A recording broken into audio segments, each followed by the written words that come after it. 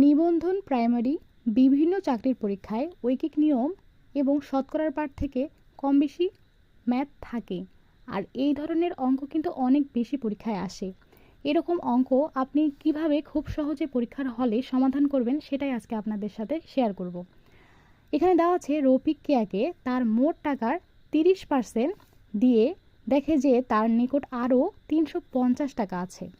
সে কেয়াকে কত টাকা দিল?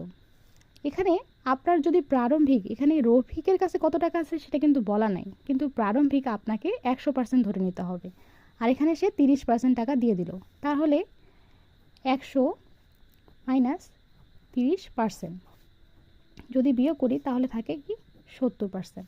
আর এখানে প্রশ্নে বলা আছে যে সে তাকে 30% দিয়ে দেওয়ার পরে তার কাছে আরও 350 টাকা থাকে। তাহলে কি আমরা লিখতে পারি না 70% ইকুয়াল 350 টাকা? বাকিটা আমরা ঐকিক নিয়মে করব। 1% ইকুয়াল 350 ভাগ 70, এবং এখানে বলা আছে যে সে কিন্তু 30% টাকা দিয়ে দিচ্ছে। আর এখানে সে চাইছে সে কেয়াকে কত টাকা দিল। যেহেতু 30% দিয়েছে তাই আমরা 30%-এর মান বের করব। গুণন 30 ভাগ 70।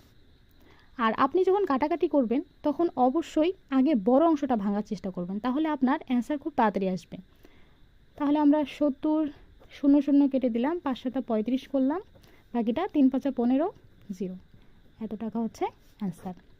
এই টাইপের অঙ্ক এখন অবশ্যই আপনারা খুব সহজেই সমাধান করতে পারবেন।